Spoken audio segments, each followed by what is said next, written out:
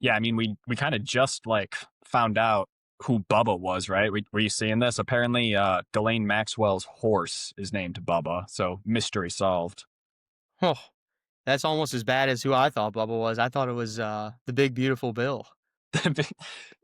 Dude, the The big memes have been That was my awesome. favorite. My Yeah, favorite tweet was the Big Beautiful Bill has taken on a whole new meaning. there's been some crazy ones. There's every like couple of months something crazy happens, and Twitter just is top notch comedy. And that's what It Twitter's has made been for. it's been great, and it's the my favorite part of this. I shouldn't say it's been great. It's not good, but my favorite part of it is that it is kind of bipartisan. One of the first bipartisan things we've seen in a while is that like everyone is making fun of this whole thing. This whole thing, kind of, you know.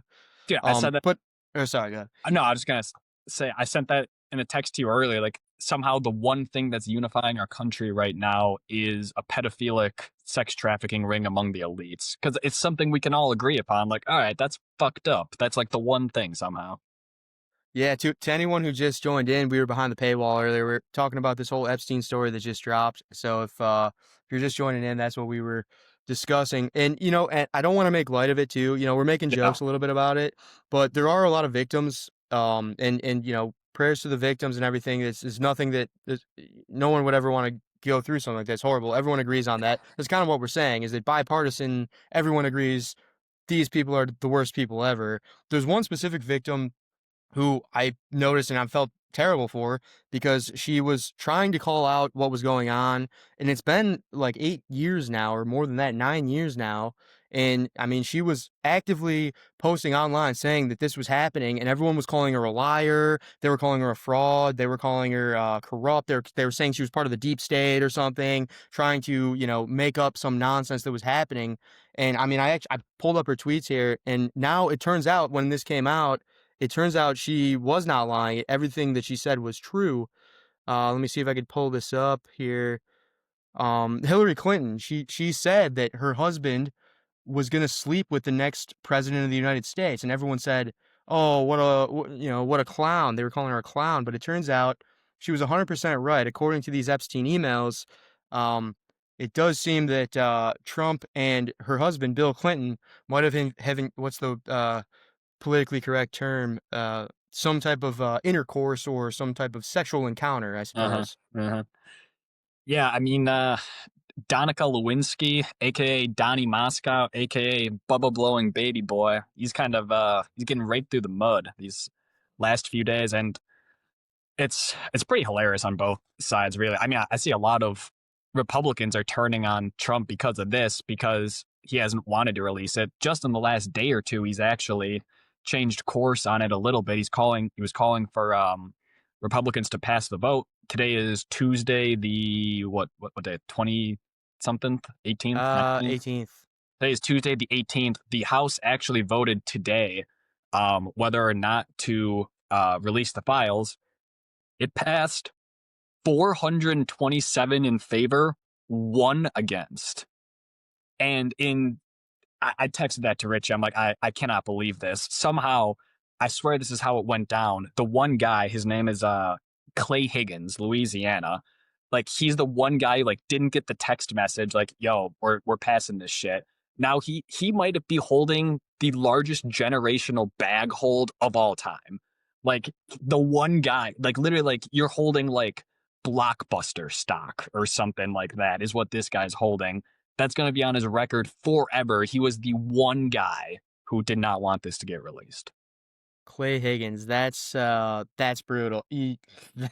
That is, it doesn't really matter now whether or not he's in the files or not. Just being that one guy who didn't want him released, eh, guilty, you know?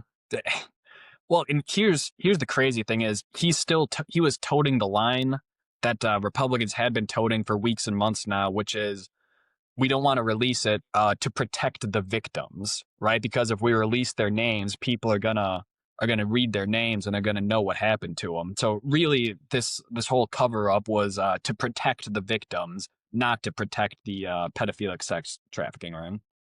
Do you remember when we were in school in like civics or gov, we would learn about how the media is the watchdogs. Remember they call them the watchdogs?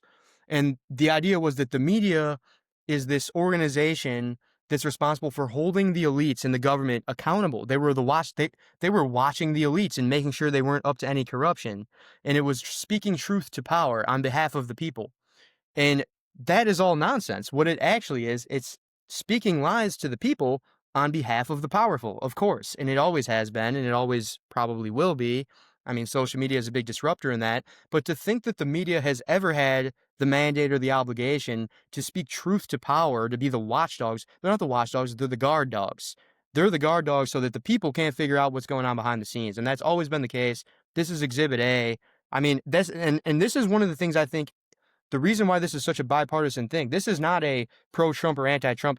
Even the pro-Trump people, I mean, at least everyone that I've seen, I'm sure there's some Same. nuts out there, No, no, but everything I've all of seen. them want, if Trump's on that list, fuck them.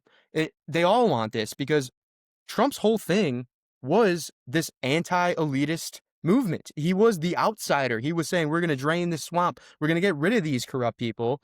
If it turns out he is one, then they don't like him either, you know? Like, so I think this is great, actually. Not that it happened, but that it's coming out. I think it's a good thing no matter who's in there. I think anyone who's in there should go. Did you see the drain the swamp meme? No, I don't think so. It's Trump drain the swamp, and then it's just a picture of Bill Clinton. Sub caption: the swamp. The big beautiful bill. Dude, there were I can't even like read some of the ones that I saw on Twitter but they were awesome. I one thing Yeah, I there's some want great one memes. thing I wanted to say, so it's like 20,000 pages or something crazy like that.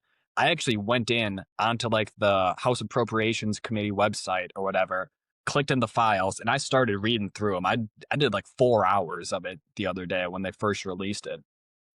Crazily enough, somehow like so it's impossible to sort through any of the shit on there. It's so hard. I think that's kind of purposeful to a certain extent as well.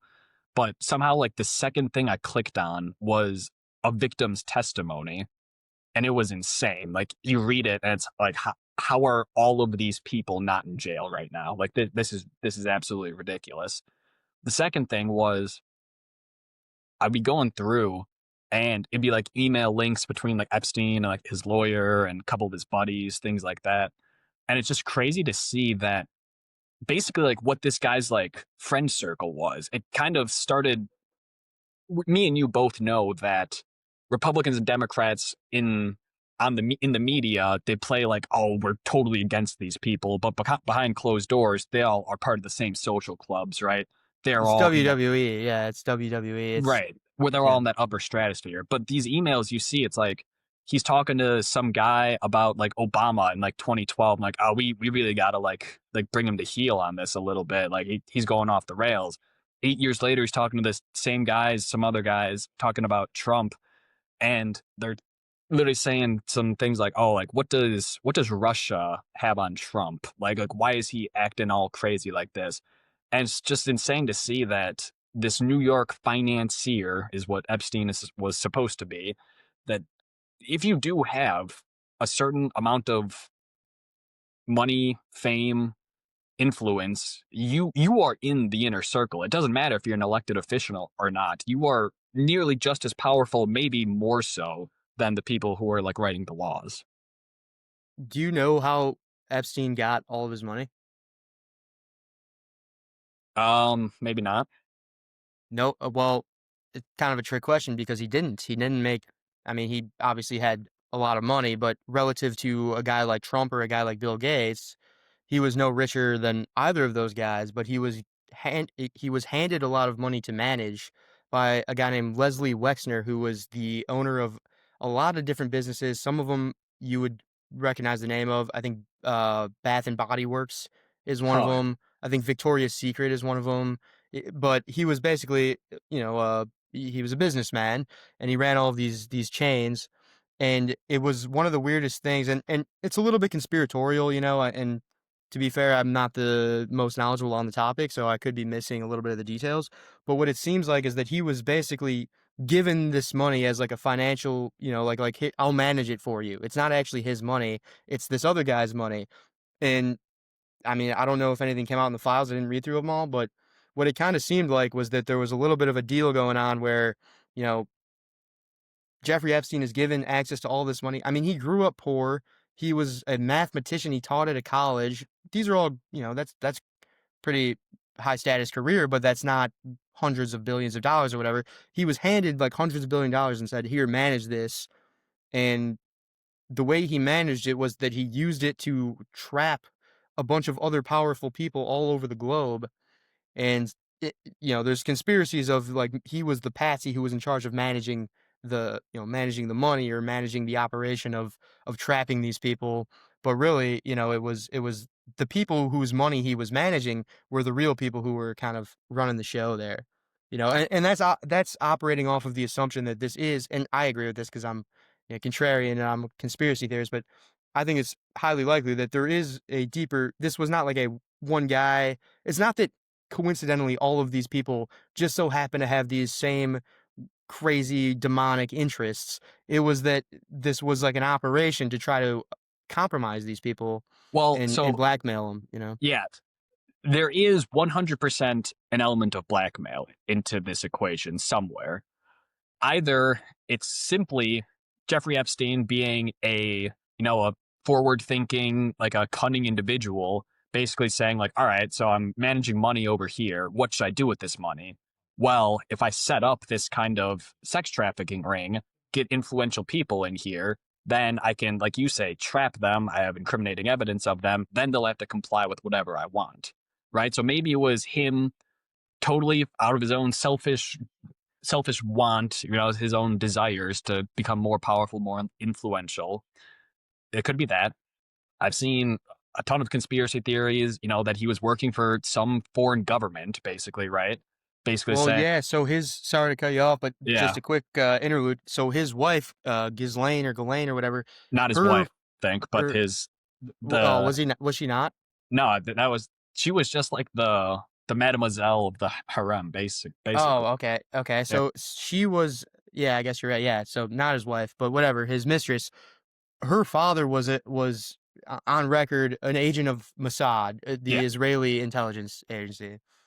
Yeah. So, So that's part of the equation. So maybe it was some foreign government dealings. My own personal thought of it, the elite, this is something I saw, I think, in a TikTok earlier. The elite have to be able to trust each other, right? They're only competing against themselves. They're not competing against us, right? So in these circles where trust is of the highest importance, Jeffrey Epstein might have been the guy bringing people together and saying, we're all in this together. You all have drinking the forbidden fruit, essentially, right? Everyone has taken part in these terrible, terrible things, but everyone knows about it, right? It's like a mutual assured destruction sort of deal. Like everyone knows we were at this island. Everyone's going to play fair sort of deal. yeah, right. Because if you were to go against someone else in power, well, then you're handcuffing yourself to them. If you were to screw them over, well, you're going down with them, and and you get everyone in this inner circle who's in on that, and now everyone is kind of locked in to play the game. I think that makes perfect sense. And you know who was saying that for years was Alex Jones, believe it or not. He's been saying that. He was saying that before any of the Epstein stuff came out. He was talking about the island. There was an episode of Joe Rogan from back in like 2015, before any of this happened, 2016 maybe, where he took and I know it was before it all came out because he referred to him as Jerry Epstein. He's like, there was a guy, I can't remember his name, I think it was like Jerry Epstein or something, but he's got this out and he went on and he nailed it. And Well, everyone dude, was like, this guy's crazy. Epstein got like arrested in 2012. Yeah, and they let him go. They Yeah. let him go. The same thing they did to like so many people who are, then later found out they had ties to the CIA. you know? No, right. It's it's one of those things you can't really pin down what exactly is going on, but that's kind of the point in a certain Well, aspect, right? I mean, yeah, we can't say for sure, but I think you nailed it the way you just described it, which is that it is a I don't know if you'd call it trust, but is kind of more of a blackmail ring of like, hey, we're all going to do this bad thing. I mean, fraternities do the same Yes. thing. Fraternities do this. Many groups do this. This is like a known thing where That's I what it mean, is. It is a fraternity of influential elite people. And how do you get people to build trust instead of, making them chug a handle of vodka like you do at the frat? What do? All right, everyone have sex with these underage kids. Yeah, it's different levels of building that trust where I mean, even imagine back when we were in high school, say, or in middle school, one way that you can become a good I mean, we might not have thought this through at the time, but it was kind of inherent. One way that you can become friends with someone or trust someone, nobody liked to snitch. So what do? Maybe you say the bad word in front of them and see if they also say the bad word. You kind of like that's kind of what like even young kids do with each other to try to feel out like, all right, is this guy cool? It's just different levels of that. When you go to a fraternity, now you're chugging a handle or there's hazing going on. Apparently, when you get to the top level, it What gets what else is real, what, real what else crazy. what else is there to do? Yeah, I mean, they go a little overboard, I'd say. Blackmail is certainly part of it, though. I was reading the one victim testimony, and she basically said like I would be sent off to like service like this client, whoever it was, and they would tell me take notes. What does he ask you to do? Right? Does he want to do this? Does he want you to do that? Why would you have to take note if you were simply like a pimp, basically, right? If you were simply like, all right, some of these guys want to have sex with underage kids, all I do is provide a service, you wouldn't be asking those sorts of questions, right? But that is 100% a part of it. It's it's do the deed, get the dirt on them, and then we'll take it from there. Yeah, absolutely. And that's the CIA's playbook. I can't remember if I've mentioned this on the podcast before, but in the book Chaos, they talk about the Charles Manson thing, and it's very, very similar where it was called Operation Midnight Climax, and they would have prostitutes pick up guys, bring them back to a hotel room, sneak them LSD into their drinks without them knowing. Meanwhile, the CIA is monitoring through a one-way window. So on the other side, it looks like a mirror. They're monitoring them to try to, I don't know what the hell they're trying to do. They might have just been some pervs, but they have, pages and pages and pages of documents of all of these different sessions of this happening where they're documenting all these guys' behavior on LSD. And, the idea was that what they were trying to do was study LSD's impact on the brain so that they can use it as a weapon, which, allegedly they might have done with Charles Manson. But that right there seems like CIA shit. It seems like when you're bringing in powerful people and constantly monitoring them in these kind of very like weird incriminating situations, what you're doing is you're either trying to blackmail them or you're trying to figure out what their weaknesses are so you can hold it against them at some point. That's what it seems like. Yeah, that And that's has the to. CIA. That's intelligence organizations. That's what they do. Yeah, that it's 100% a part of it. It literally has to be because you can't do something this large of scale essentially and not have that be part of the equation. Um, One other thing I wanted to bring up. So I said I was going through the documents myself, and there's no table of contents like, oh, here's the good parts, here's the whatever, right? So I'm just clicking through countless emails basically. At one point, someone asked Epstein out to lunch, and Epstein goes, I can't today. I have a colonoscopy appointment. The guy goes, oh, who's your colonoscopy guy? And he goes, Krumholz. Krumholz. Last name is Kamholz, and me like scanning over, like glossing over these things. I saw that, and I fucking had like a heart palpitation. I'm like, dude, they almost fucking got me. Yeah, no, that was pretty good. I'm over here with Epstein's colonoscopy doctor. I mean, at least I'm like shoving shit up his ass, and like At least you're not taken. at least I'm right. At least I'm not Donnie T and Bubba. No, but honestly, I'm just happy that, finally after all these years, the progressive movement has been making such strides. And we finally have gotten to the day that we can proudly say as Americans that we have our first LGBTQ president. I think cheers to that. I'll cheers to that. I'll also say, how funny is it that I got a drink for punchers. I guess really not our first. I guess Bill Clinton. That's true. And it's also pretty funny to me that progressives will seemingly throw out most of their morals anytime that they can get a joke in at the other side. It's like, oh, we're super pro LGBTQ rights. And then it's like, oh, well, Trump might have blown a dude. Make fun of him for blowing a dude. I don't know if that's so much like, oh, I dislike my president blowing dude so much as like, you're someone who's like supposed to be on like the total opposite side of that. You're supposed to stand for family values and Christian values, and that's not at all what this is. But I don't know. It's it's the constant cycle of whataboutism a little bit, or like the constant paradox of like, well, this group believes one thing, this group believes the other thing, and both are kind of hypocrites. So when Group A does something that is against Group A's values, then Group B is going to call them out and say, "Hey, that's against your values."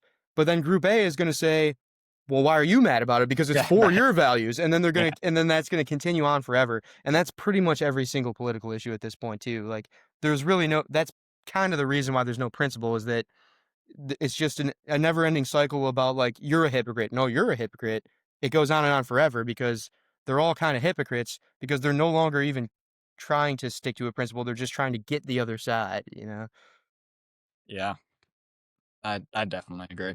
Kind of the Um, same thing with like the free speech thing, you know? It was like the left was all about banning Trump, but then when Jimmy Fallon got canceled for 3 minutes because he said something by a private company, then all of a sudden it was like a violation of free speech.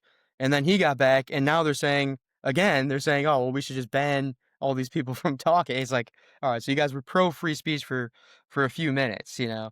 It's like there's no. it's only whenever it fits your agenda, right? Yeah, it's when it's your guy. When it's not your guy, Right. when it's the other guy, then we try to break the rules again. You know? All right.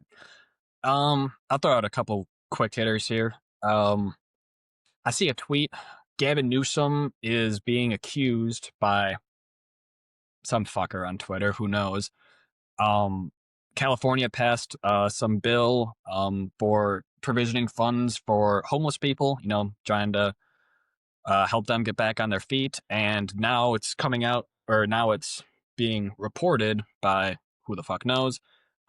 Newsom had secretly funneled millions of dollars out of this fund into his own personal accounts. And I see that, and I don't really know what to make of that. Besides the one question that popped into my mind: what happens to all of these rumors? Like you will see 10 of these a day somehow now. Like, is this just the era of disinformation that we're in, where it's like, throw whatever the fuck out there you want, and it's not going to stick around forever, but someone will see that and it'll be stuck in their mind. It's like, oh no, Gavin Newsom stole millions of dollars from homeless people, right? And I'm not accusing the right of foul play on this. This is a both sides issue, 100%. But like you said the other, maybe this will be a good segue into it. You said the other day, it doesn't really matter whether you're being truthful on Twitter or not right now. All that really matters is the number of people that are saying what you're saying to then convince Grok to agree with you, right? And it kind of it bothers me some. What take do you Oh, have on that? no, I mean, it's the most annoying thing to me ever. It's like there's something about it that just it drives me insane because yes, I mean, let's be honest. Okay, if you're trying to win, my idea is, okay, if you're a political strategist, right? Your idea is to try to win over the new generation of voters. Because someone who's 60, they're already set in their ways, but someone who's 18 or 20, those are the people you're trying to win over. And so how do you win over them actually is what you try to do is you try to be as reasonable and trust me, none of these people are moral. These people don't have principles. We know that. So it's not like they're trying to be honest, but they're trying to at least seem honest. They're trying to at least seem like they have some type of principle. And what bothers me a lot is that over the last year or two, they don't even try to do that anymore. They will say one thing one day and then the next thing the other day, and when someone says, "But wait, you said like I could think of 1,000 examples. I'm sure I could bring them up." But when they say, "Oh yeah," all of a sudden, like the things they're saying don't even make sense anymore. It doesn't matter. What they're trying to do is they're putting it out there because they know that the AI large language models are studying social media to try to learn what's true, and they know that quantity matters. So if 90% of people are saying one thing and only 10% are saying the other thing, well then when someone asks ChatGPT or Grok or the large language model, they're going to say the thing that 90% of people are saying. And so it doesn't matter whether it's true or not. That's what we were kind of talking about with the Charlie Kirk shooter. I think that's one of the best examples is that before any information came out, Everyone on the left was flooding the scene. It was Republican, Republican, Republican, Republican. Everyone on the right was saying transgender, leftist, all this stuff. No one even bothered to wait for the information because what they're doing is they're flooding the zone. They're trying to get Grok to say the thing that they're saying. They're trying to basically battle for the large language model's response.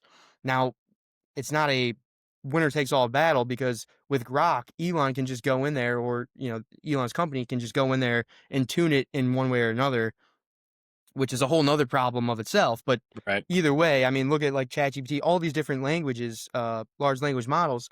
They're basically just studying the social media and trying to determine what's right based on what everyone else is saying. And so quantity now matters. So it doesn't matter what you're saying as long as enough people say it, you know? Mm-hmm.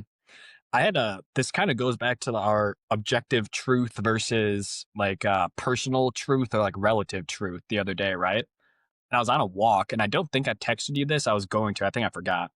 Um, I came to a conclusion. I think for myself, I 100% believe in objective truth, right? Like I said, like the sun rises in the east, sets in the west. I can't disprove that, right?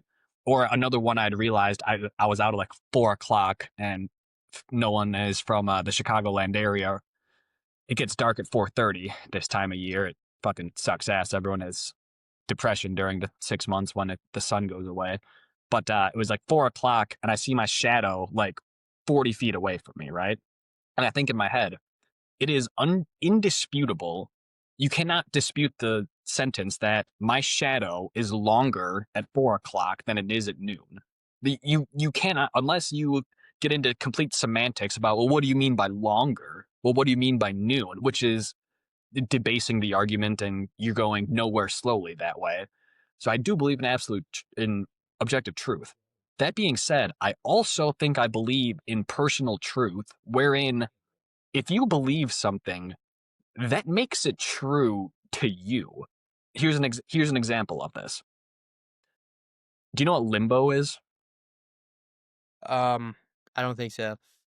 So limbo, according to the Catholic Church, was the place. The Catholic Church had a problem, right? You can't go to heaven unless you're baptized, right? Babies were born all the time. They died before they could be baptized, right? That's a big problem for the church because how do you say, well, those babies are in hell? That baby was alive for like 4 days and it's in hell. That doesn't really seem like what a fair and loving creator would do. So they came up with limbo.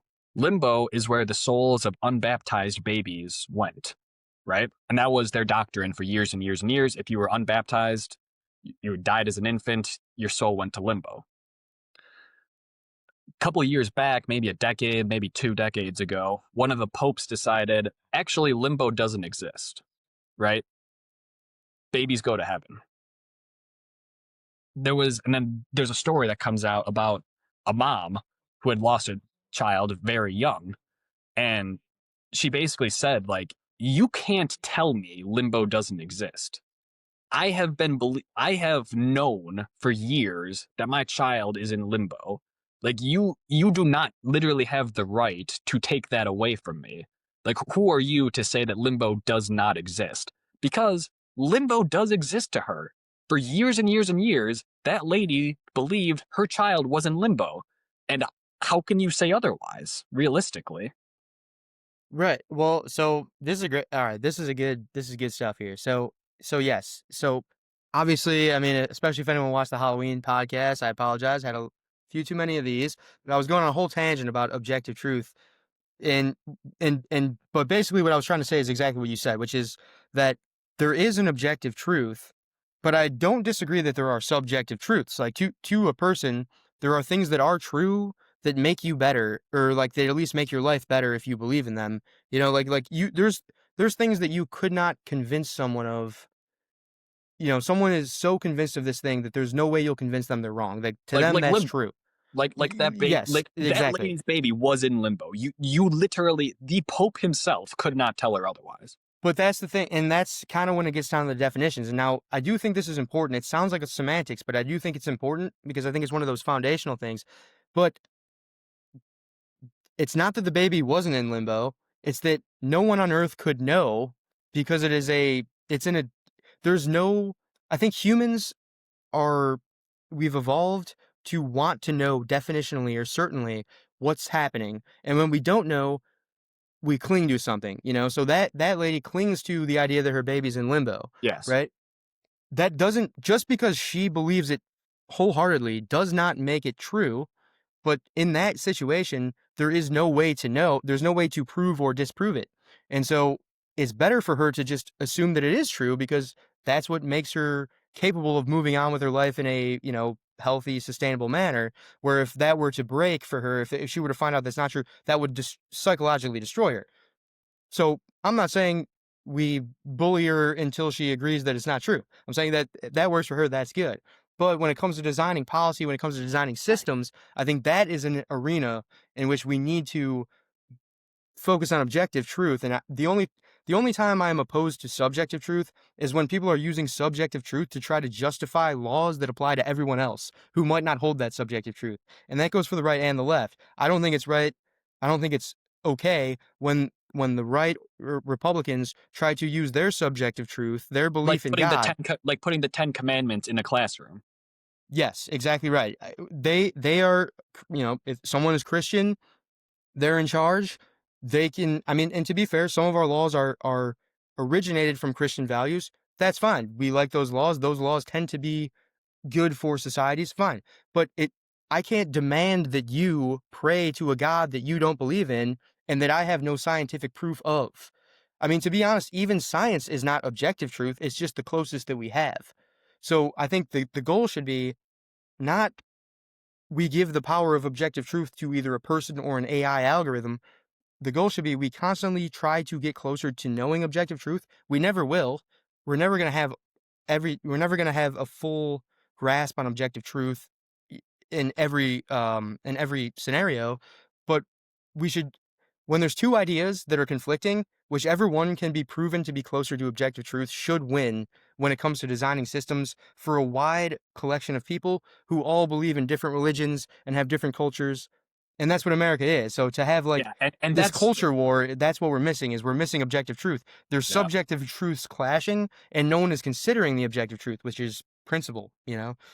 And that's where all of the division comes in. Is it's very, very hard to get to objective truth. You basically can't do it in a lot of cases, especially when you're talking about like ethics, right? I mean, I But, would even say in all cases, in all right, nearly all what cases. about the two I brought up earlier though? Like the sun rises in the east and sets in the west. My shadow is longer at 4 p.m. than it is at 12 p.m. So it rises in your east and sets in your west because your perspective is from a human being's on Earth's. But What we define as east and what we define as west, like, again, that's getting into the semantics a little bit of it. Like, okay, well, I'll put it this way. what's longer or shorter? Well, longer means this big and shorter means this big, right? So for that example, I don't know what would be the counter to it, but I will not rule out the fact that there could be a counter to it simply because I'll look at Isaac Newton's example. Isaac Newton wrote up these equations that he thought determined the mathematics of how the universe operates, and then it was 150 years later or so where they discovered the quantum realm and they realized that in the quantum realm Newton's laws don't hold up. So he was not it was not true that all matter and that all physical particles operate under his laws, but it was goddamn close. It was the closest we've ever gotten, and so it's still useful. So it's not a bad thing. He was way, way closer than we ever had, and we just found this one little niche area where it doesn't apply. So his And idea we, that we, every we single can't we particle can't does say this. for I don't think we can say for certain that he's wrong. As of right now, we believe the quantum realm does not fit into his, what is it? On the movement of heavenly bodies, whatever. I think that's what his was called. Like he said, like, all right, like it seems like it's very mathematical the way that things rotate around, right? And then he creates his ideas, and he was very much right in many aspects. Now we discover this teeny, teeny, tiny little world where these rules don't really seem to apply. We can't rule. We can't rule it out yet. The quantum. We don't know shit about the quantum realm, realistically speaking.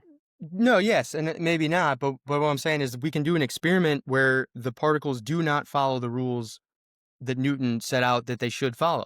And I mean, I agree though. We can't rule it out, but there is a possibility. I mean, it seems like it doesn't always apply. Right. He thought that it always applied. Now we're finding an area where it doesn't. Okay, fine, it doesn't matter. I mean, obviously Newton's laws were incredibly useful and they apply in 99.999% of circumstances that we come across until we get a microscope and we get so small down to the atom and the subatomic particles, and then it doesn't apply. Okay. Still though, his idea was that this was the law of the universe, that these particles would do this, and now we're coming across an idea that maybe it wouldn't. But my point being, it doesn't matter. Maybe it turns out he is right the whole time. It doesn't matter.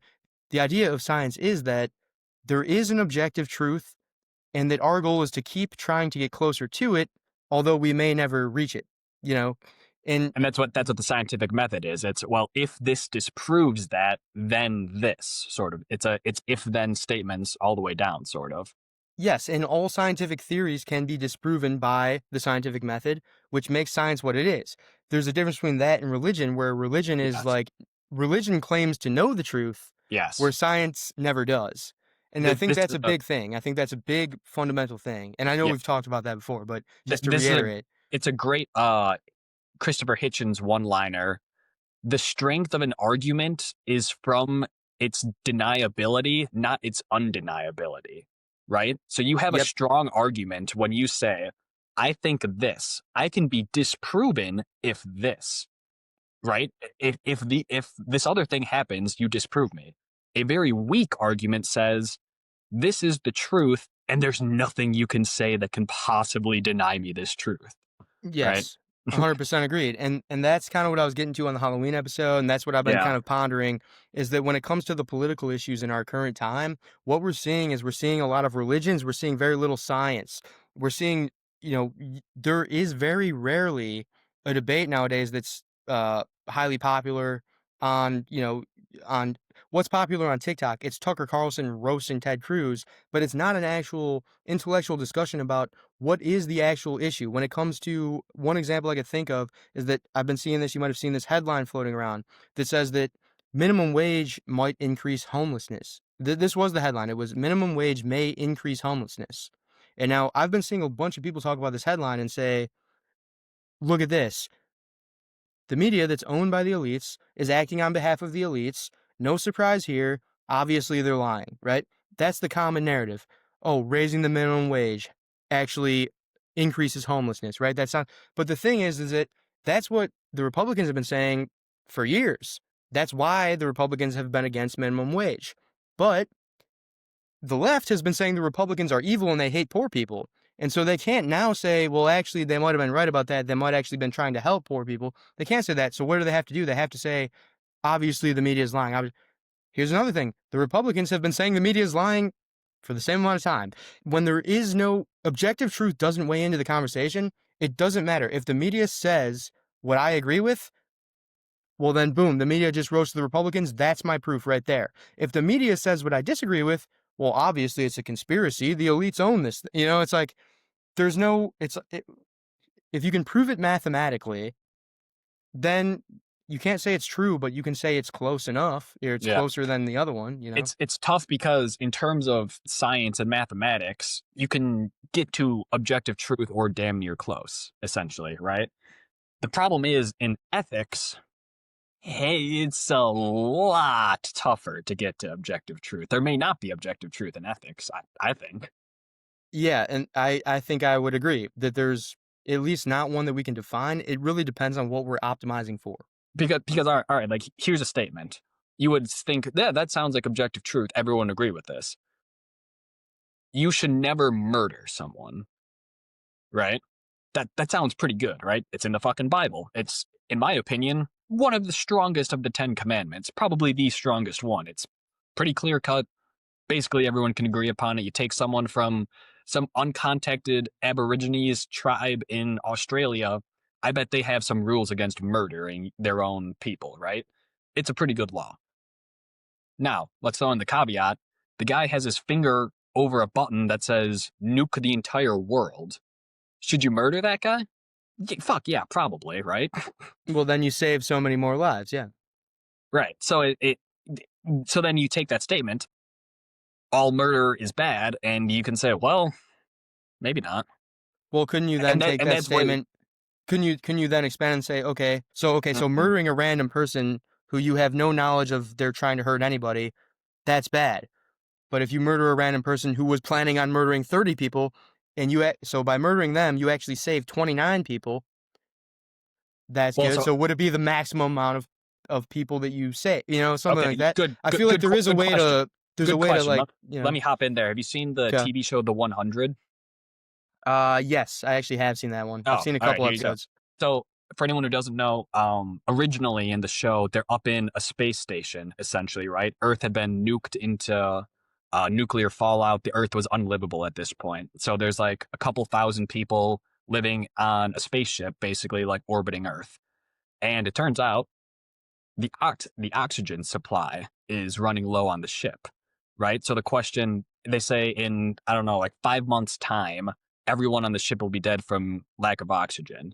So then the question arises: should we kill 15% of the population on this ship to extend everyone else's lives, give us a chance to like get like the oxygen generators back on track?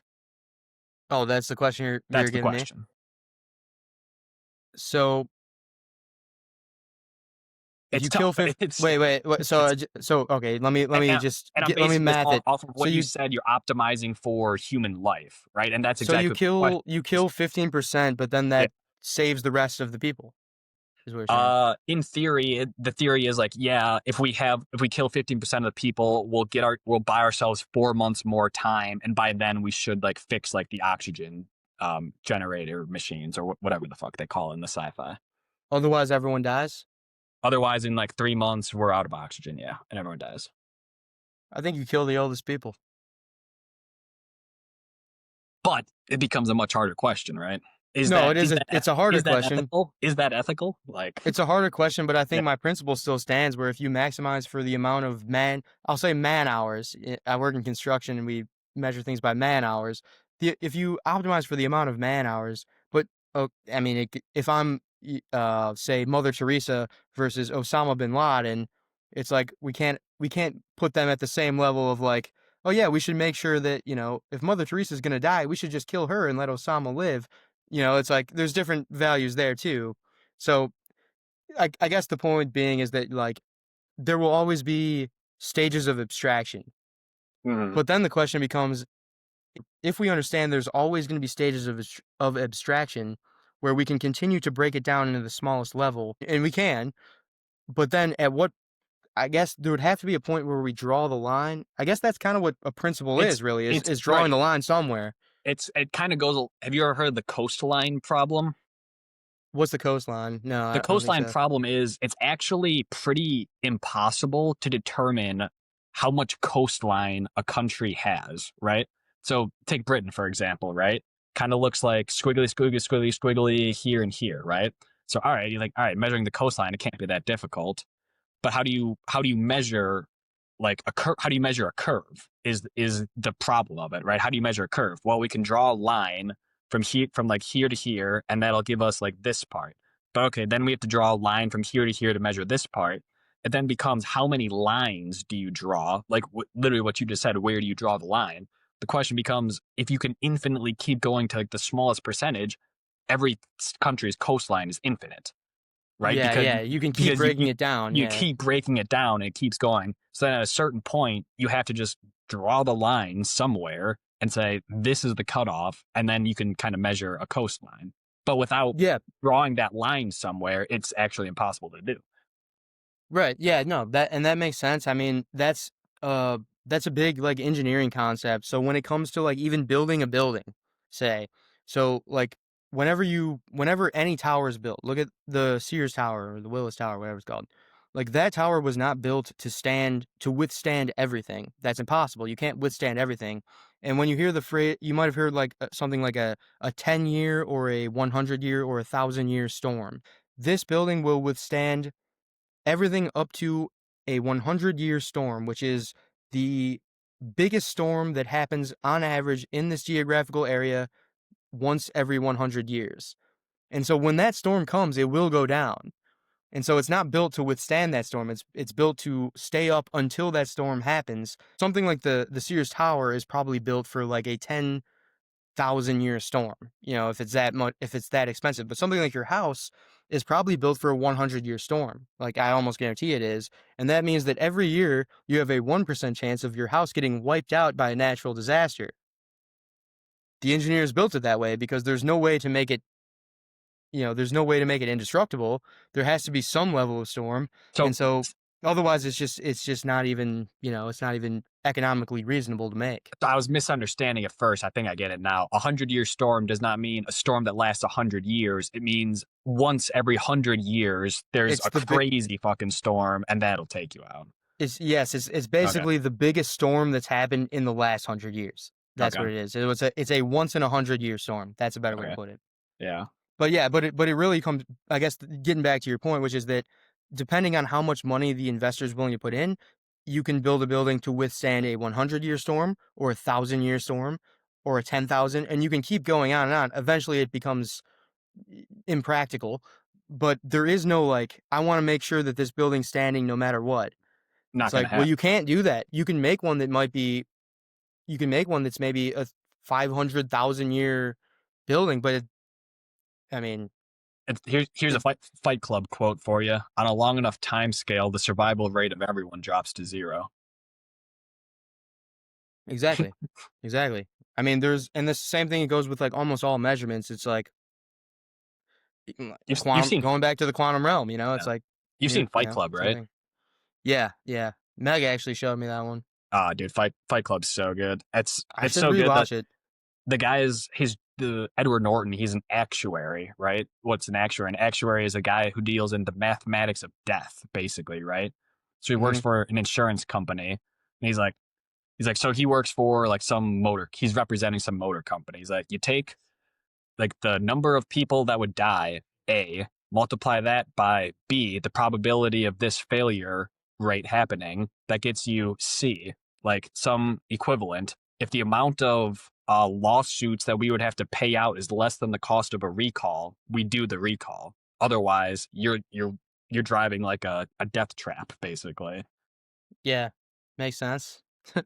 Especially nowadays. Now the health insurance companies are on the line. Yeah, Mm-hmm. that's like the Incredibles. Like the scene from the Incredibles. You seen that one? Yeah, I don't Like the remember the old. scene. I haven't seen it in years. I saw it like on Instagram Reels or something, and I was like, holy shit. Obviously as a kid you didn't notice this, but it was like, holy shit. It's Mr. Incredible, and he's like working at an insurance agency, and he's working for his boss, and there's like a lady coming to him for an insurance claim, and he leans in, he's like, yeah. He's like, hey, here's what you got to do. You don't want to say this. You want to say this, and and he like kind of helps her out to get the claim. And then his Yeah, boss comes coming around the corner, and he's like, Bob. He's like, what? He was like pissed at him. He's like, what the hell are you doing? Like, you're spending the shareholders' money. He's like giving this lecture, and it's uh, like after the Luigi Mangione thing, I started seeing that circling around on social media. I was like, yeah, they got it. it is crazy though. Like, yeah, like filing an insurance claim. It kind of all depends on whether you actually want to help the person or not. Like they'll come to you like, oh, like this happened to like my house or like my car or whatever. It's like, all right, well, if you say this type of language, you're gonna get denied. But if you use this type of language, then you're gonna like get approved essentially, right? It's pretty fucking immoral. So my opinion has always been like insurance is all about math, right? It's all probabilities. So for example, like car insurance, I had such a cheap car that it was cheaper for them to buy the car off of me rather than pay to get it fixed, which is Yeah. what they did, which was fine with me. I didn't really need the car that much It's anymore. cheaper to get it totaled than it is to get it repaired. Yeah, it was exactly. And so that was fine with me, but that was the first time I started thinking about insurance and how it works. And I'm wondering with health insurance, like the math kind of makes sense to me, but when it comes to the verbiage, that's something I never thought about before, where it's like what you just said, the way you say it, that's an interesting thing that I've never thought about. The way you say it actually matters because then they can classify it a certain way Mm-hmm. and you can get a payout based on, It, whatever it that categorization is. it makes no sense. So like in my company, it's like, oh, my dog scratched this. You're not getting paid. Don't say that. Your dog didn't scratch it. You had car keys in your pocket and you sat down and that scratched it. That's how that'll pay though, because that's an accident. But your pet, you taking on that liability of you You're having that responsible. pet, you're responsible. You're not responsible for a car key jutting out of your pocket at a weird angle and you sit down and it tears it open. But aren't you responsible because you put the key in the pocket and you knew it was going to be Right. there? Right. It's one See, of those that like one seems it's crazy. That one well, it's seems one of those insane to me. it's one of those act of God things, right? Yeah, I mean, but yeah, that one seems because I mean, as we were just talking about, you can say that about anything. You could say literally, I could say, "Oh yeah, I got hit by a drunk driver driving on the street," and they could say, "Well, you chose to not check for drunk drivers when you decided to drive through the green light." You know, like I feel like there's a never ending way to do that to justify anything. It There should is. be my whole thing is it should be math based. It should be math based, but. Well, the onus is then placed on the drunk driver. It's not placed on you for, all right, well, I was just driving through a green light. I wasn't prepared for looking left when I have the green light for the guy who blew straight through the red. Yeah, but I mean, all right, but say you get struck by lightning, it's like, okay, but you knew it was a thunderstorm and you still went outside, you know? You could do that. You could just prolong that to everything basically. If there's no math if there's math behind it, then it could be controlled, I feel like, or at least transparent. If there's no math behind it, everything is subjective. We can just So you say want you anything want about all anything, you know? human interaction to be boiled down to an equation? No, not all human action, but any human action that's by contract would be nice. You know, like if there's anything that's you're contractually obligated. Look, I'm going to an insurance company. I don't know this guy, at least not that well. I'm going to pay him money every month, and then I'm going to pay him the money trusting that when something happens to me or when, you know, that he's going to fulfill his obligations. There should be some type of like either math or like hard-coded logic involved in that, I would think. There is. All of it's Otherwise, math. I know, but if it's just if the insurance companies are able to just make up, you know, oh well, it turns out that actually fits in this category, so sorry, That you're out of but luck. You that's know, what they it's do. Like I and know that's what I'm you're saying is that saying it you're should saying be that's like wrong, right? I'm saying it should be like a hard line, like no, like you know, if it's it should be just more objective there. I feel like we could do that, but There's so much gray area. That's the issue. yeah, the gray area, yeah. That's when it comes down to human decency and common sense. Yeah, which was probably a lot easier when it was like your insurance agent was the guy who lived a neighborhood down from you, Yeah, and he was the exactly, insurance agent from everyone in the neighborhood. dude. Now it's like a Because then guy it's who like lives in fucking Greece or something, you know? uh, because back in the day, it's like, all right, I had my whatever ox insurance, right? My ox just died on me randomly, right? Now I need a new ox to plow my field. The guy was like, you go to the guy and he's like, oh well, actually, you should have given your ox this herb, and he wouldn't have gotten that disease, right? Back in the day, it's you could knock on that guy's door at 2 in the morning and be like, hey buddy, you know how I paid you in case my ox died and my ox died? Well, my fucking ox died, and everyone else in the village thinks this is bullshit too. And then he'd be like, Boom. all right, like, Well, that's the key right there is that everyone else in the village knows about this, and if you don't honor your commitment, then you will lose a lot of business, yes, you know, reputation. you'll have no, Whereas like right? yeah, yeah, right. Which is And now when so huge, you've got a global right? insurance agency.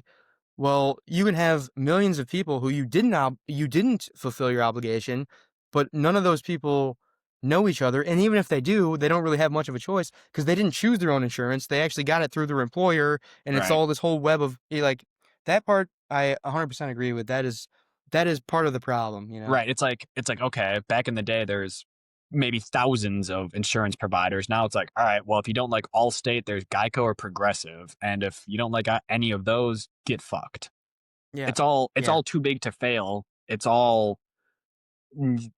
we have millions of clients. Like why would we cater just to you sort of deal?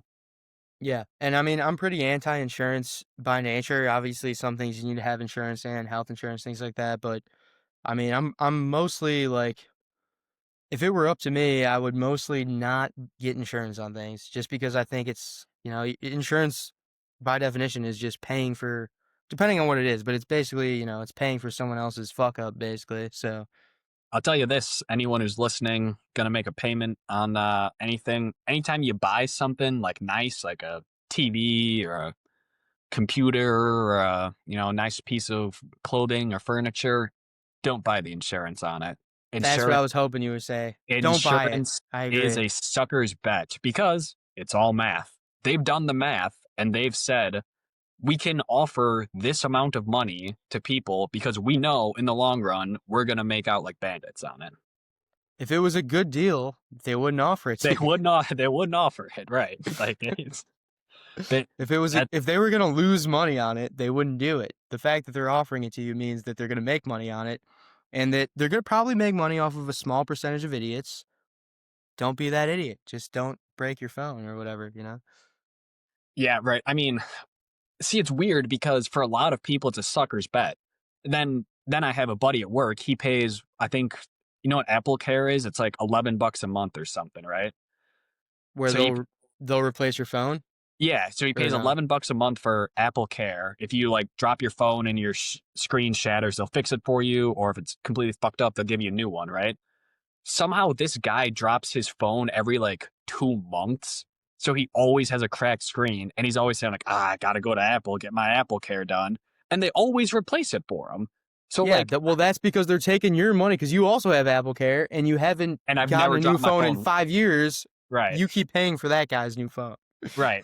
But it's one of those weird things where it's like, all right, insurance is a sucker's bet.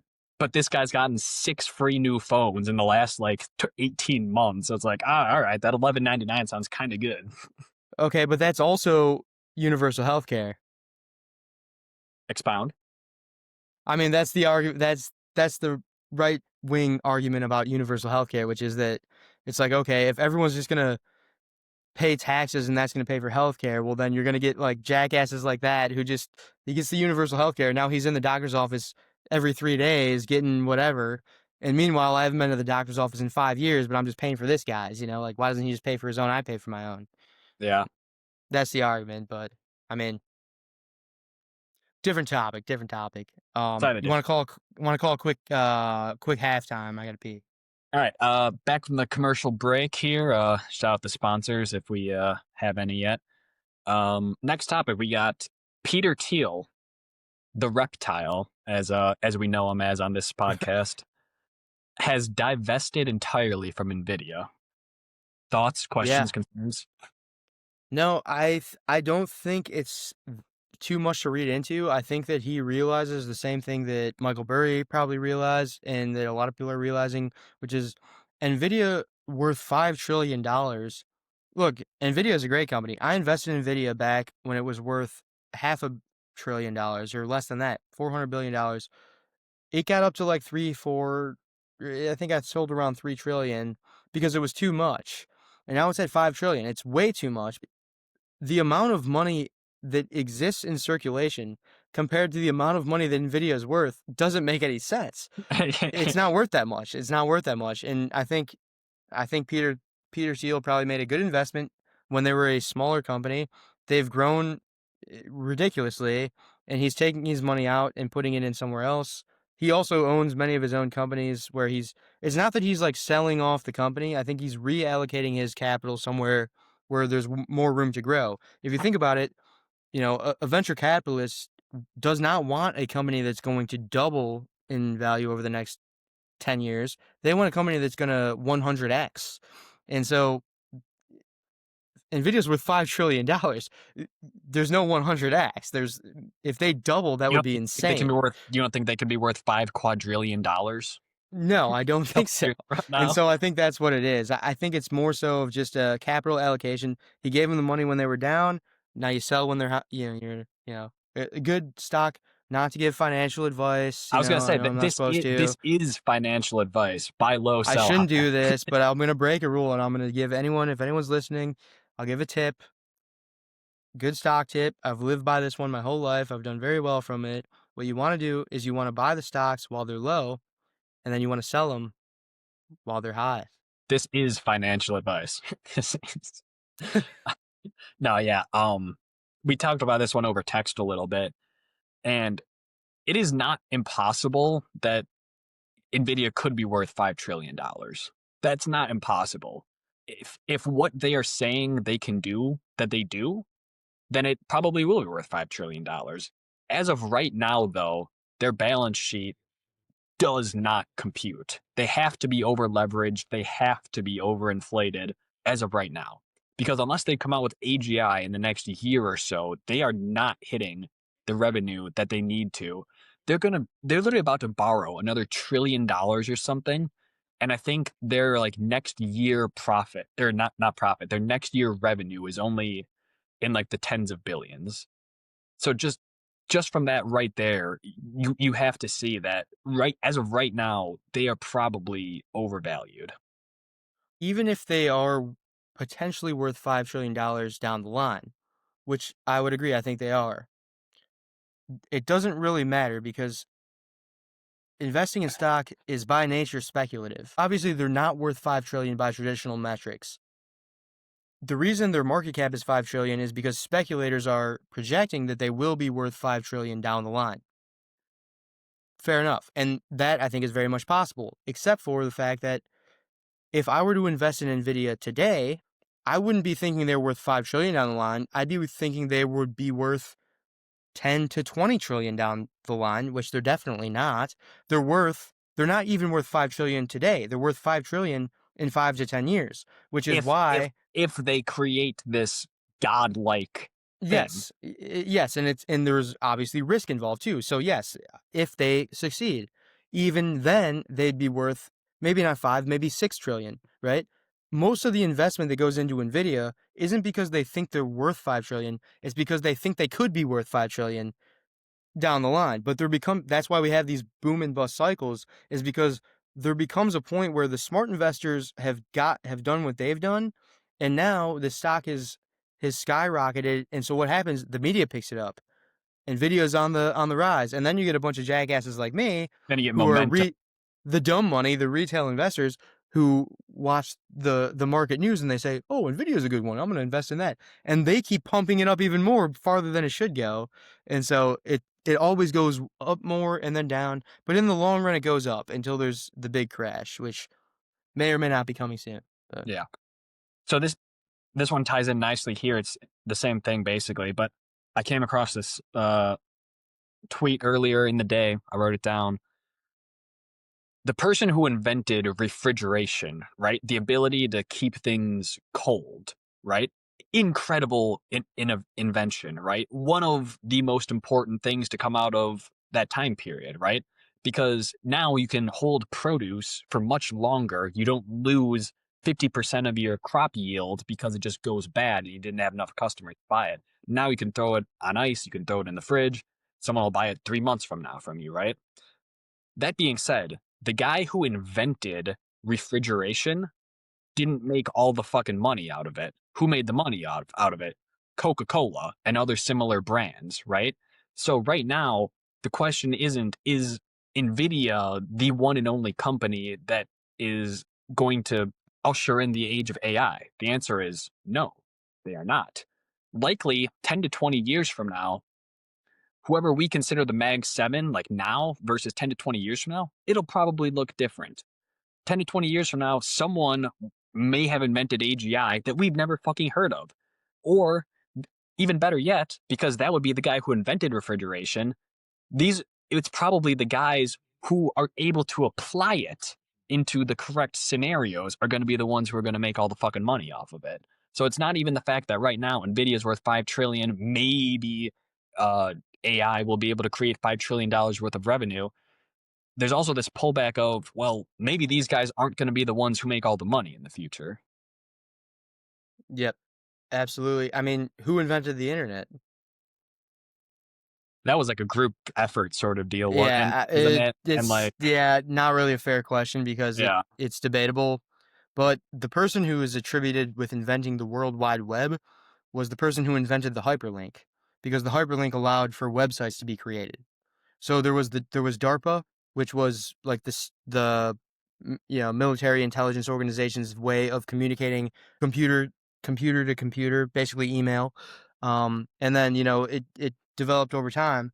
But the person who technically invented the World Wide Web was a guy named Tim Berners-Lee, who made no money. He just invented the hyperlink, And who made all the money? It was Google and Meta and all of the people who took advantage of his invention. And I think that's a good analogy to the refrigeration thing. And I think it's a good analogy to AI. NVIDIA, it's not that they invented the GPU, but they happened to be positioned well at the time that AI was coming up because they were one of the only big companies who produced GPUs. Okay, fair. They have a massive market cap now, which obviously it makes sense why. They're one of the only ones that can make GPUs at the level that they can. But who becomes the Mag 7, like you said, in 2040? Well, if you look at it, I mean, back in the day, who was the big computer company in 1985? It was IBM, or the chip company was Intel. I mean, and Intel is not doing great.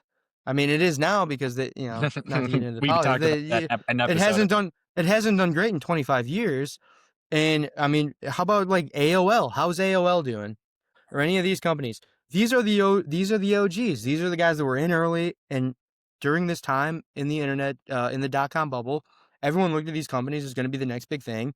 None of them are. It was the companies that won downstream, which was the Google, the Meta, the Amazon, Netflix, all of these companies, Uber even way downstream. These are the companies we got to look out for. And when you look at I mean, the thing about AI is that it does really, this is why they consider it a general purpose technology, which is that it's not an internet thing. It's not, it might be right now, it might seem like it, but at the end of the day, what it's going to do is it's going to affect all industries. Like when people talk about the AI industry, there is no AI industry. This affects It's just all industry. industries. It's just industry. It's the change. It's like the invention of electricity. It's like How does this what affect farming? exactly. I mean, and AI is going to affect farming. There's going to be major advancements in farming because of AI. Same thing with electricity. Same thing with all of these like general purpose things where it's like there is not a single industry you can say, oh, I'm going to invest in the AI industry. You can't do that because it isn't an industry. It's a general purpose technology that affects all industries. And so what it really comes down to is if you look at every other industry and you see who is taking advantage of AI and who's not, well, you can eliminate those companies that are not because it's going to be one of those. That's what I think at least. But Yeah. I had one other point I wanted to bring up on the stock evaluations at this point. Um, do you know what the S&P year over year average return is? it's probably about 15. 10. It's 10%. Okay. S&P year over year, right about 10%. Some years it's down big, some years it's up big, averages out right about 10%. Okay. Do you know how much money we print year over year? On average, Yeah. over the last, I bet I can get this one. Over the last 17 years, I'll give you a hint. It's we've just about. gone, we have 40%. So this is from like the 60s or 70s.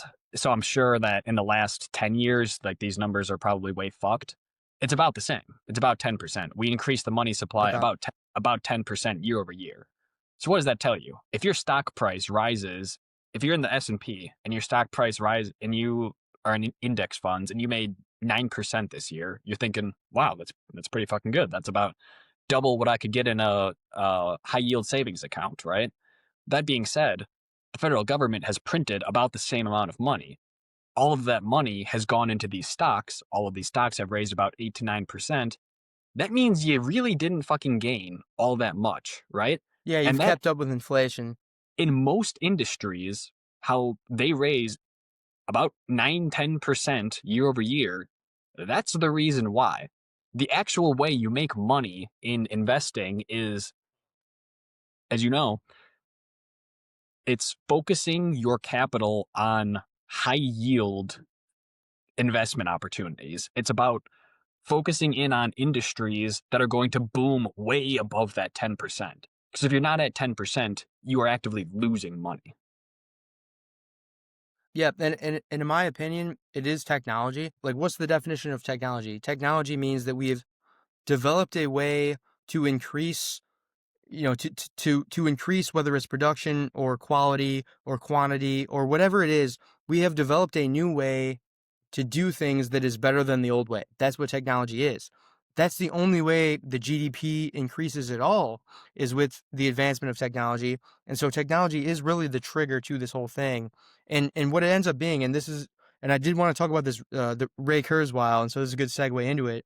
One of the things that Ray Kurzweil brings up, which is a really, really good point, which is that what GDP does not calculate is the amount of increase in information technology. And the reason it's not calculated is because it's in both the numerator and the denominator. So back in the day, in 1965, if you wanted, the amount of compute per second, I can't remember the exact thing. I might be able to pull it up, but it was like 0.0006 or something per second. And now it's like 7 quadrillion, or it might be an exaggeration, 7 trillion, say something like that, and that doesn't get accounted for in the GDP. So it's not about how much we're producing and trading, but it's more so about how much information the information trade does not get calculated in, because the information seems free, but it's not free. It's data, so it's not free. There's something there where it's like the GDP almost is like an obsolete metric because it's not calculating in the amount of actual improvement that's going on. I mean, there's no GDP being exchanged right now between me and you, Nick. There's no GDP. This is not calculating on the boards. But what are we doing?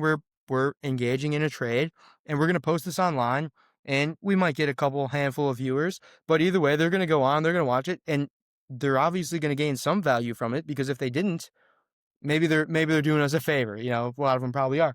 But either way, somebody's gaining some value here. Otherwise, we wouldn't be doing this. But we're doing it, and we're posting it online, but we're not paying any money, and no one's paying us any money. And so there is value being traded, but it's no longer being calculated into GDP, because GDP does not measure anything that's not monetary. And there is non-monetary value being traded, which I think Mhm. is the big difference between like the internet age, the data age, versus like the old school way, pre 2005 or whatever. Yeah. And there's also a pretty interesting one. Like, all of economic growth is basically measured in GDP, right? So if GDP goes up, I think we want 3% is what we want. I think it's about Yeah, 3%. yeah, yeah, For America, we want about 3%. Anything above that, it's basically unrealistic because we're already the largest economy. So 2-3%, that's pretty good. That's what we're aiming for. That being said, GDP only accounts for like companies. It doesn't really account for how me and you are doing, right? So if our GDP increases 2.5%, but inflation increased 15%, that doesn't really account for how well you're doing as a country. In fact, you're doing much worse overall as a country. If your inflation went up 15%, your GDP only went up 2%.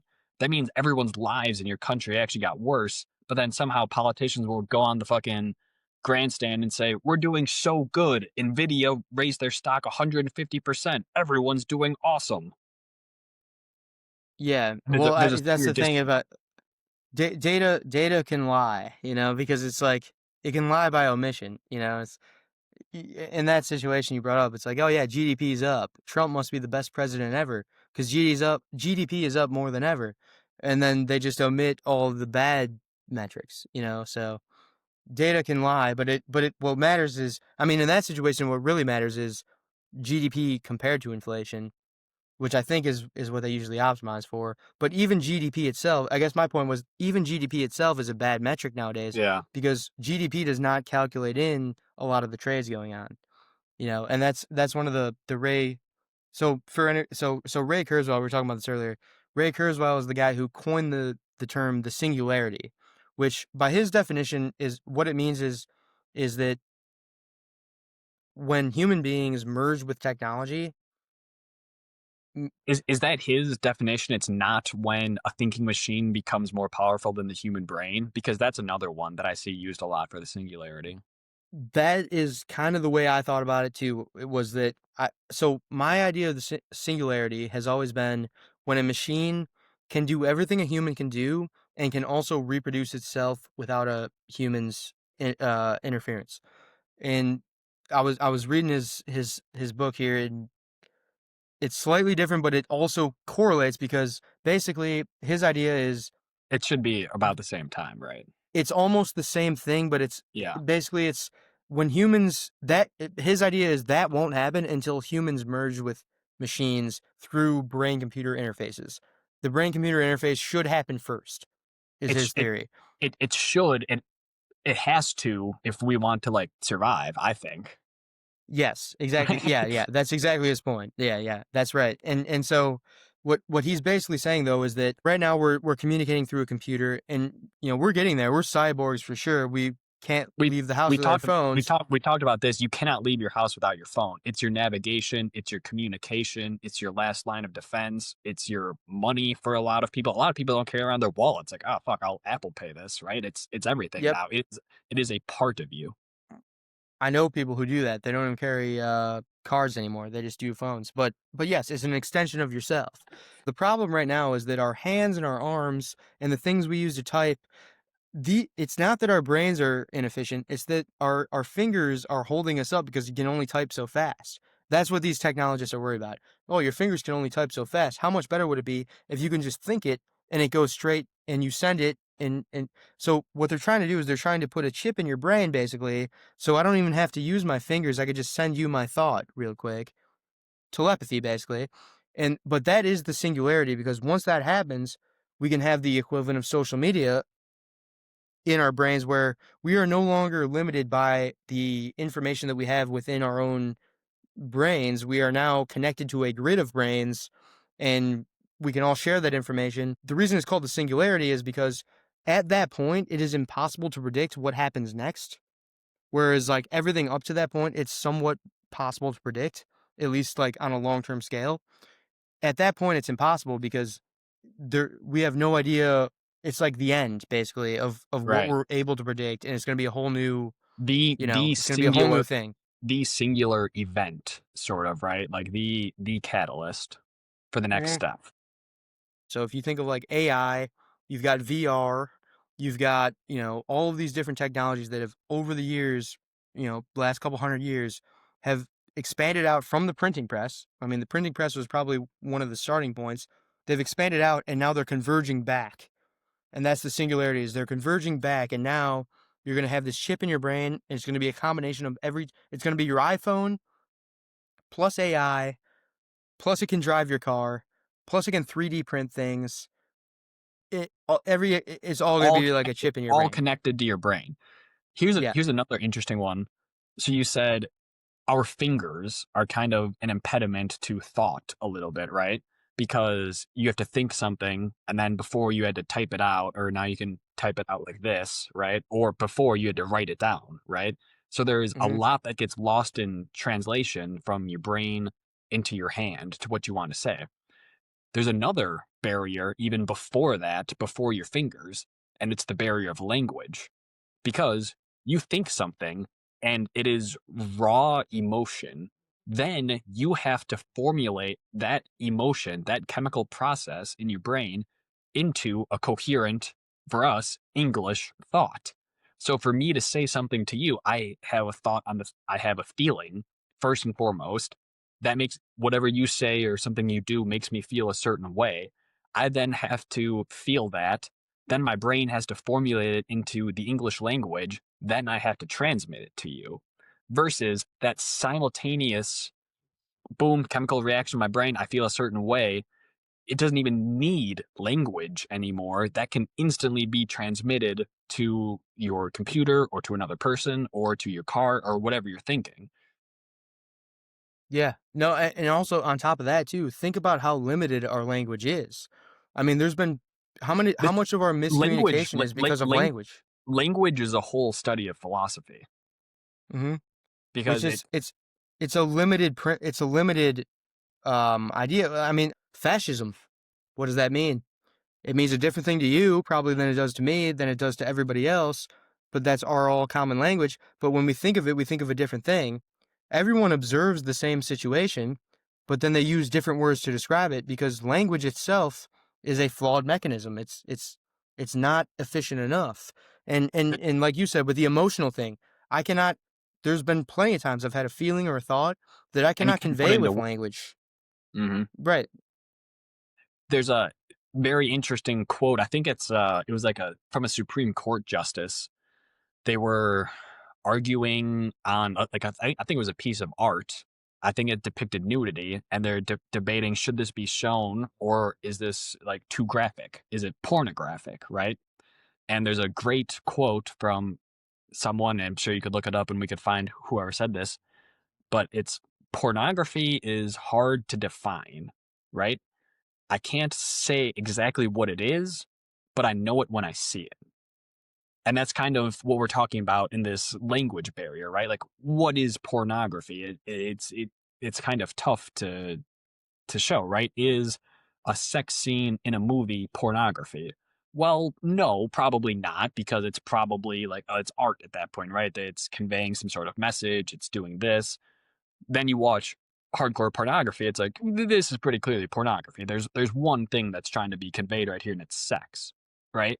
So it's one of those things that, but then where do you draw the line? Like we were talking about drawing the line earlier. It's the Where's the gray line? area, yeah. It's the gray area. Who fucking knows where it's drawn, right? Me, I'm very okay with viewing sex in my art versus my mother, a very Christian lady, wants to see fucking none of that. She sees sex in a movie and this is pornography, right? Like even if it's a very mild, love scene, it's like this should not be shown to people, in her opinion. Yeah, and I mean, and now combine that with the other gray area that we discussed earlier, which was objective truth versus subjective truth. That combined with the idea that language is less efficient than we would think it is. You know, when I say a word, I think that that word means the same thing to me that it does to you. A lot of words they do, but not all words. Like something How many like times have you someone called me a Nazi, and and I'm very anti-Nazi. To me, that didn't make any sense, but they said it, so it must have made sense to them. What could be the solution? How could I think I hate the Nazis? He thinks I am a Nazi. It must mean that he has a different definition of Nazi, or he has a different definition of some other downstream term that defines a Nazi. Either way, there's it's the language that's the separation. Combine that with objective versus subjective truth. Everyone has their own subjective truth and their own interpretation of what language is. That's yeah, very easily manipulated. There's no wonder that we get into these tribes. I mean, how many times have you had a disagreement with a friend or a girlfriend? You say something seemingly innocuous or meaning one thing, and then they hear it and they go like, "How the fuck could you say that to me?" And Hmm. it's like, wait, hang on, what do you mean by that? Like I was joking, or like I was like trying to say like this sort of thing, and they're like, that's like horrible. How could you say that to me? It's because language is not perfect, right? It's because everyone has their own interpretations of things. Maybe it's the tone in which you said it, right? Like maybe you said like that's fine, right? And they're like that came off as malicious, or that came off like whatever. And in your mind, you said it like that because like you were annoyed about something that happened 4 hours today, and I don't really want to talk about this right now. It's fine, whatever. I don't really care. But to them, they're hearing like I don't care about you, or I don't care about this topic or whatever, right? And that's where all of these disagreements come into play. I guess when it comes to like our limited ability to convey what we're trying to say through language, like I cannot. There's been plenty of times I've struggled to find my words or whatever, and there was no word. It was like to convey whatever I was thinking. That that's very common, and we can't get there all the time using language, which is, I mean, why text versus in person is a big difference. What's the stat? I can't remember what it is, but it's something very small percentage of communication is done through actual words. It's mostly done through expressions and things like that. Right? Uh, you know, yeah, Facial expressions, body facial expressions, expressions, tones, right? gestures, yeah, yeah. And so it's like that right there it's like the word combined with the way you say it, combined with what you do while you're saying it, combined with where you're looking when you say it, combined with the context. These are all like aspects of communication. Then you go on Twitter and you get one of those. And so that's why Twitter seems like a place where people will go to yell at each other. you know? Yeah, we are kind of talking about this earlier too, like Twitter, social media in general. It's kind of just a place where you can grandstand a little bit and like even if you don't really believe what you're saying, you can go on there and make some large overarching point about something, and what you do and what you say might be completely different to this, but if it gains enough attention, what does it matter? And that's kind of what we were saying about like being truthful on the internet. It doesn't really fucking matter if Donald Trump blew Bill Clinton or not at this point. Everyone's fucking joking about it. Everyone's talking about it. No one, if it comes out that like that was a complete fabrication or that was a complete joke, what does it matter? The damage has kind of been done, right? Yeah, I mean, it's a 2D extrapolation on a 3D world, really, and so it's like a dumbed down version of real life, where the the people who best fit that landscape tend to win. How many people are out there talking shit on the internet, right? It's like those people aren't going to come up to you and talk shit to you to your face No. because there's no physical threat. If they're going to come look at me in the face and say something rude to me, then it's like, okay, well, they're not that intimidating because, I could tell that maybe they got a really high voice or they're really like jittery or something. It's like, okay, so it's like they're not that. So, but when you go online, all that is behind it. Now it's all just about who can come up with the best insults, who can come up, and those are so it's a whole different landscape. And I feel like it's obviously like, I mean, it's almost kind of a cliche, but it's a good way to seem powerful when you're not, kind of. When you go on the internet and you have good things to say, especially now with AI, because you don't even have to have good things to say. You just have AI say the things. I don't know. There's going on a little tangent, but No, there's no. it changes the human dynamic. Like, how many people do you know where you know them in person and then you also see him on social media? You're like, oh, this guy's like a lot different on social media than he No, is in person, you know? that used to be a thing when people actually posted on social media. Now my Mm-hmm. social media is not filled with anybody I know. It's all filled with Tucker Carlson and whoever, pop culturalists. We've talked about this before. We don't have to go into it. How the fact that social media is no longer social, it's just media. It's the same fucking thing that our parents grew up watching television. That's what's in our phone now, right? It's not, there's no longer a True. social aspect. It's not the people you know talking about it. So that used to be a thing for sure. Here's one I want to bring up. Okay. Me and my friends have a FIFA club, right? So you create your own avatar on FIFA, right? So like I play like left wing, right? I have like a character and a build, and you play against other guys, right? The whole kind of point of online gaming is to be as ridiculous and edgy and insane as you can possibly be because it's online gaming. It's not real. It's a fucking joke, right? So our club is the Island Boys, and we are all people who went to the Epstein Island, right? So we got Ghislaine Maxwell on the pitch. We got Clinton. We got Donald Trump. We got Stephen Hawking, right? Me myself, I'm the captain of the squad. I wear the arm patch on my shoulder, so I'm Jeffrey Epstein.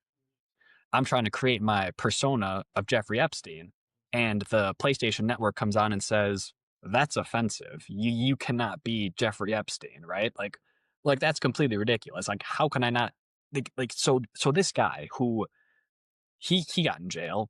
Everyone else involved with him is not in jail. So there's no consequences for these people who are actually doing sex trafficking in real life, but there's supposed to be consequences for me, someone who wants to poke fun at that, name my character Jeffrey Epstein. I'm now getting censored because no, that's taboo. That's not okay. But if I name myself instead of Jeffrey Epstein, Epstein, if I'm Jeffrey Epstein, if I throw in the German PB symbol, I can now be Jeffrey Epstein, but that's totally okay. So here's another one. Diddy, Sean Combs. You cannot be Sean Combs on FIFA.